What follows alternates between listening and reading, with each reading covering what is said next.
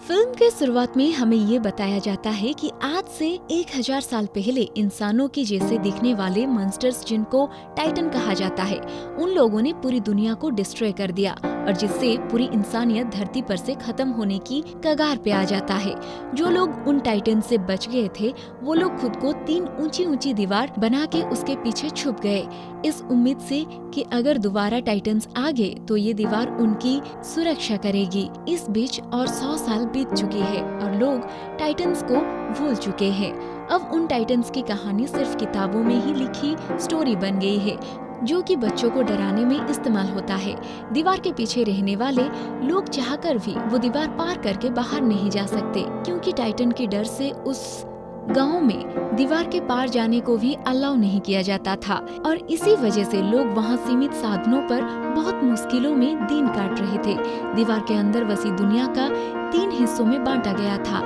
Area number 3 farmers और workers का था, जो लोग खेतों में काम करके सरवाइव करते थे।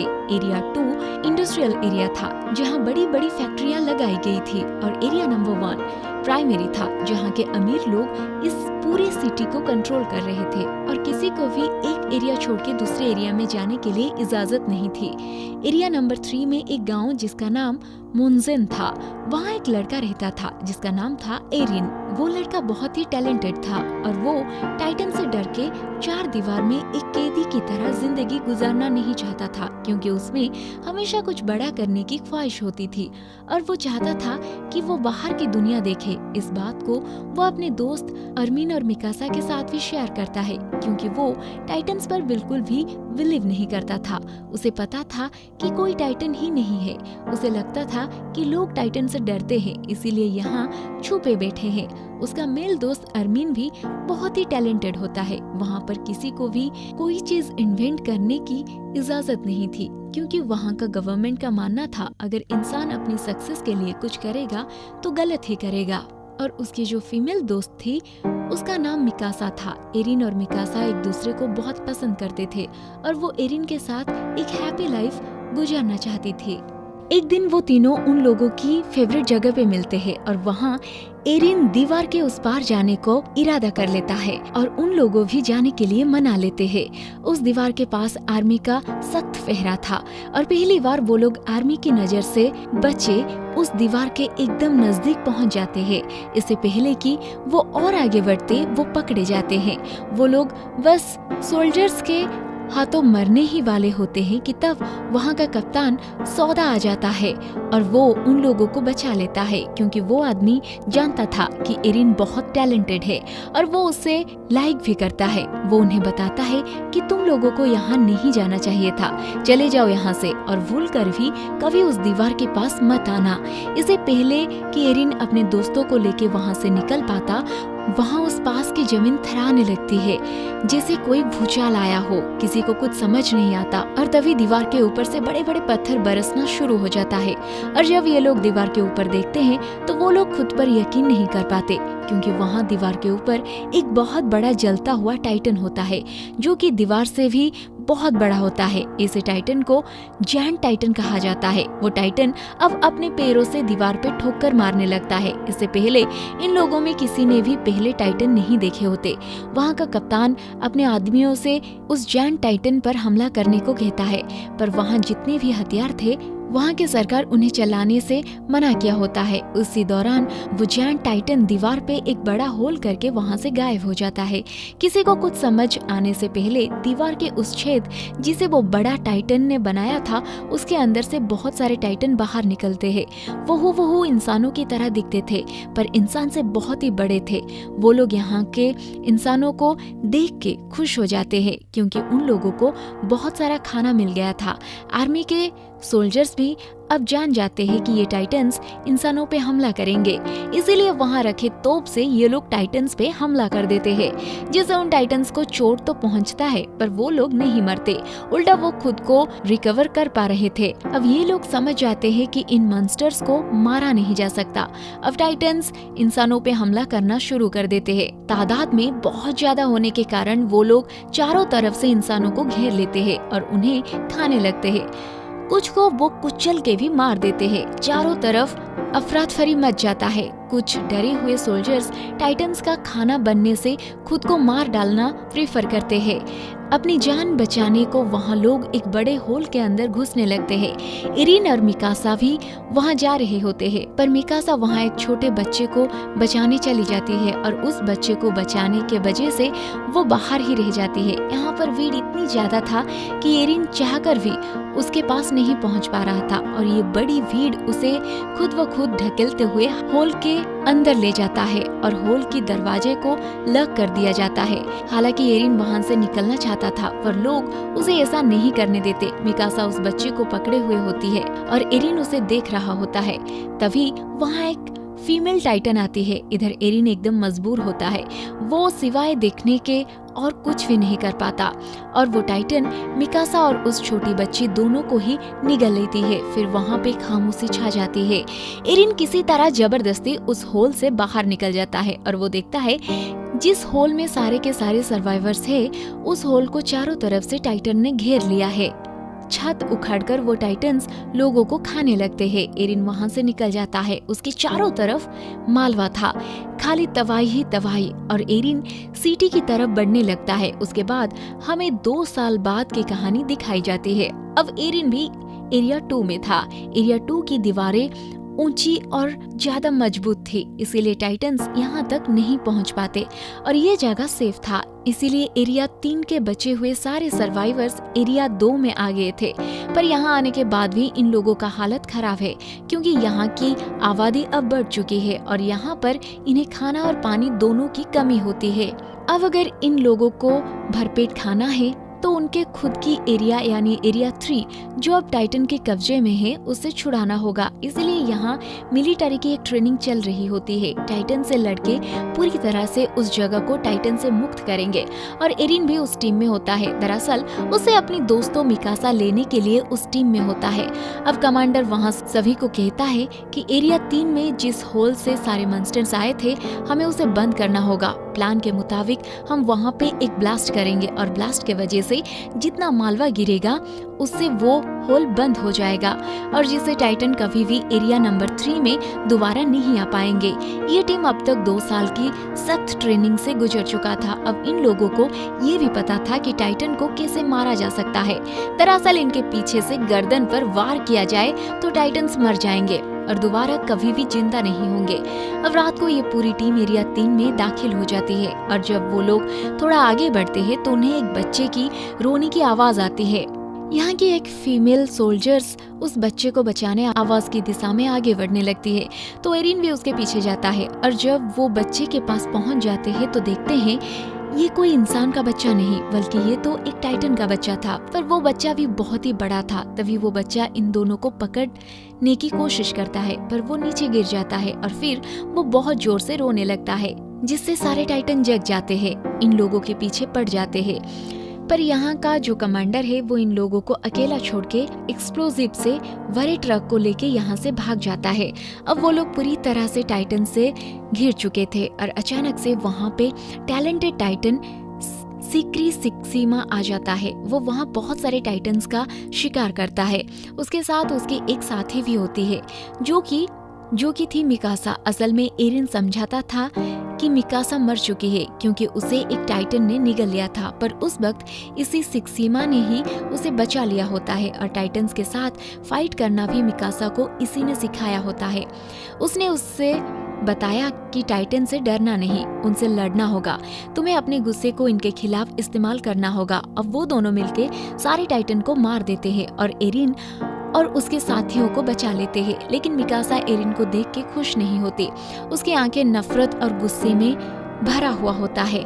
अब वहाँ कमांडर भी आ जाता है और वो कहता है कि मैं इन एक्सप्लोजिव को खोना नहीं चाहता था क्योंकि यही हमारी आखिरी उम्मीद है, इसीलिए मैं इसे लेके भाग गया था। अब वो वहाँ से सारे सामान उठा के दीवार की तरफ आगे बढ़ने ही वाला होता है कि तभी 2 टाइटन उन पे अटैक कर देते हैं। वो 2 लोग को मार देते हैं और तभी इन लोगों के एक्सप्लोजिव से भरी ट्रक को कोई चुरा लेता है। असल में वो एक औरत होती है जिसके पति को टाइटन ने मार दिया होता है और बदला लेने के लिए वो इस ट्रक को चुरा लेती है और उस ट्रक को वो टाइटन के बीचों बीच रख के एक बहुत बड़ा ब्लास्ट कर देती है, जिससे कई टाइटन्स घायल तो हो जाते हैं, पर जल्द ही उन लोगों की घाव भर जाते हैं, क्योंकि टाइटन को मारने के लिए सिर्फ और सिर्फ उनकी गर्दन के पीछे वार करना होता है।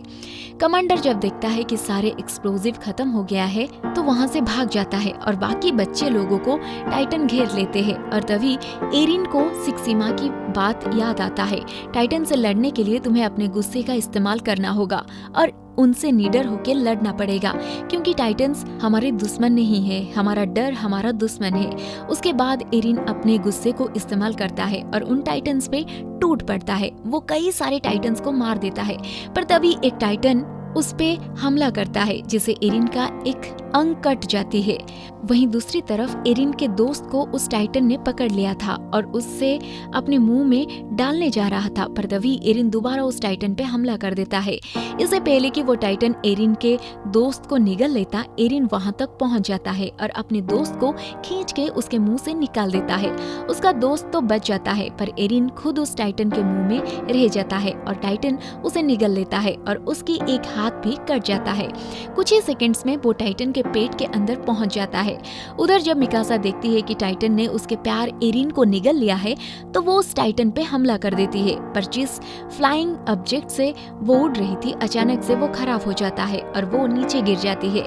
अगले ही पल उसके सामने वो टाइटन आ जाता है जिसने एरिन को निगल गया था। अब वो मिकासा के पीछे है, पर इससे पहले कि वो मिकासा को मार सके उसका पेट फट जाता है और उसके अंदर से और एक भयानक टाइटन निकलता है। पर वो इंसानों को नहीं मारता, बल्कि वो टाइटन्स को ही मारने लगता है। और जब सब उसे ध्यान से देखते हैं तो पता लगता है ये तो एरिन है। वो एक एक करके सारे टाइटन्स को मार देता है और कुछ देर बाद वो खुद ही कमजोर पड़ के नीचे गिर जाता है। सिक्सिमा कहता है कि जल्दी उसके गर्दन के पीछे की हिस्से को काट दो। मिकासा ठीक वैसे ही करती है।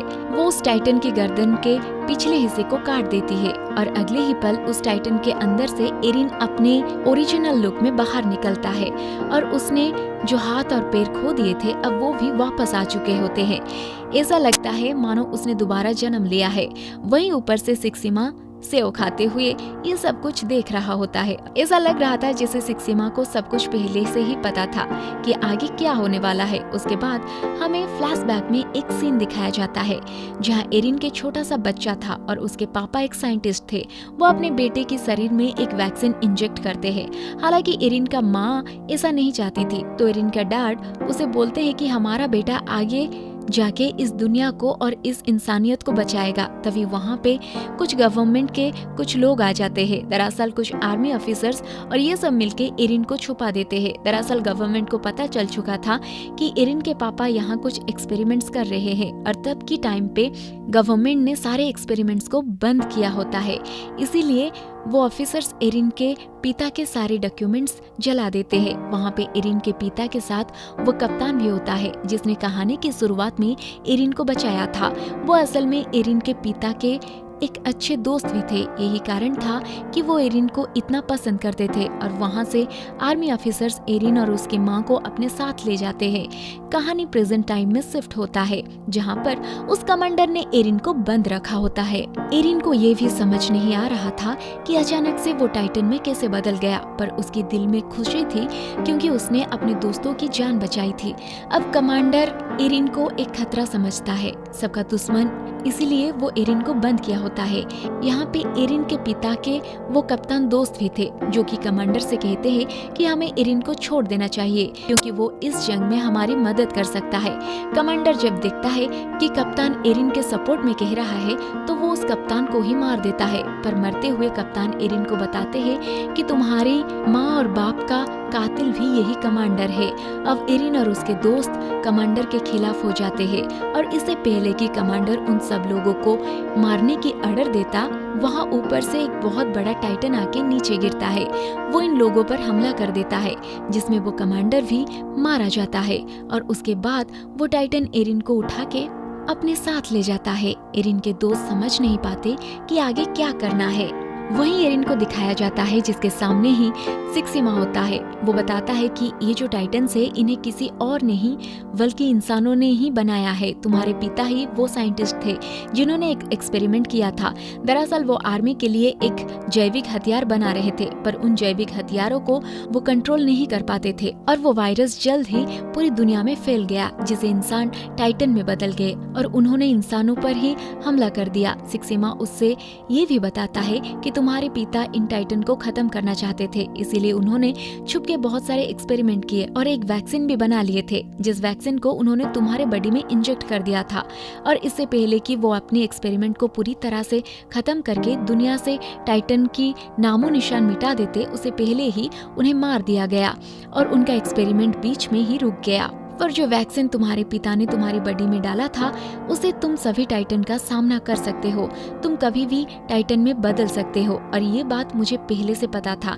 मैं इस गवर्नमेंट के खिलाफ हूँ क्योंकि ये डरपोक गवर्नमेंट टाइटन का सामना करना नहीं चाहती थी, बल्कि इन बड़ी बड़ी दीवारों के पीछे हमेशा के लिए छुप के रहना चाहती थी, जो कि कोई सोल्यूशन नहीं है। पर मैं टाइटन्स का सामना करना चाहता हूँ। एरिन को सिक्सिमा की बात सही लगती है और वो भी उसका साथ देने के लिए तैयार हो जाता है। वहाँ हम एरिन के दोस्त को देखते हैं जो एक बम को रिकवर कर लेते हैं और उसे एक ट्रक पे लोड करके दीवार के उस जगह तक जाने की कोशिश करते हैं जहाँ हुए होल से सारे टाइटन एरिया 3 के अंदर आए थे।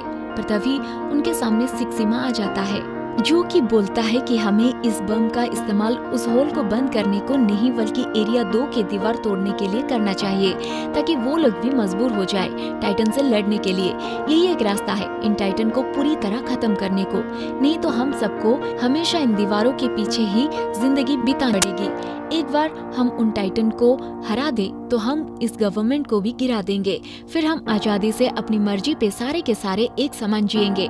पर एरिन और उसके दोस्तों को ये बात ठीक नहीं लग रहा था, क्योंकि एरिया 2 की दीवार तोड़ने से न जाने कितने मासूम इंसान की जान जाएगी। एरिन इसीलिए सिक्सिमा के खिलाफ हो जाता है और इसके बाद सिक्सिमा खुद को इलेक्ट्रिक शॉक लगा के टाइटन में बदल जाता है। असल में इससे पहले जिस टाइटन ने एरिन को उस कमांडर से बचाया था वो और कोई नहीं सिक्सिमा ही थी, और इंसान जो टाइटन में बदल सकते थे जिसमें एरिन सिक्सिमा भी शामिल थे, उन लोगों को टाइटन बनने से पहले खुद को मारना पड़ता है। इसीलिए सिक्सिमा ने खुद को इलेक्ट्रिक शॉक लगा लिया था। अब सिक्सिमा को रोकने के लिए एरिन भी टाइटन में बदल जाता है और उन दोनों में एक घमासान लड़ाई होती है। सिक्सिमा एरिन से बहुत ज्यादा स्ट्रांग होता है और उसके फाइटिंग स्किल भी बहुत ही अच्छी होता है, इसीलिए वो एरिन पे भारी पड़ने लगता है। पर इस बार एरिन वेखौफ लड़ता है और सिक्सिमा को हरा देता है। अब एरिन उस बम को उठाता है और दीवार के उस जगह पे लगा देता है जहाँ पर उसे लगाना होता है। तभी दीवार के ऊपर कमांडर दिखता है जो अभी तक मरा नहीं था। कहानी शुरुआत में जिस आग वाले टाइटन ने दीवार में छेद किया था, दरअसल वो यही कमांडर ही था। कमांडर ये चाहता था कि इंसान हमेशा टाइटन से डर के जिए, वो टाइटन को नहीं मारना चाहता था। अब जब ये लोग कमांडर पे तीर से हमला करते हैं तो वो फिर से जायंट टाइटन में बदल जाता है।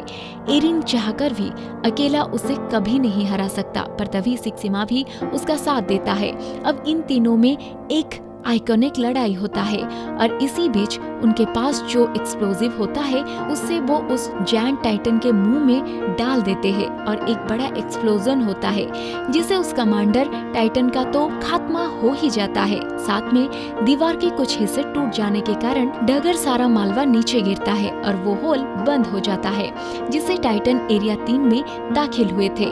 यानी ये जगह अब टाइटन से पूरी तरह सुरक्षित हो चुका होता है।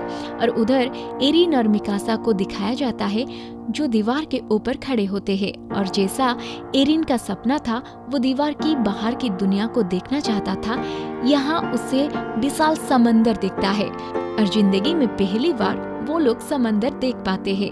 और इसी के साथ कहानी खत्म हो जाती है। उम्मीद है कहानी आपको पसंद आई होगी।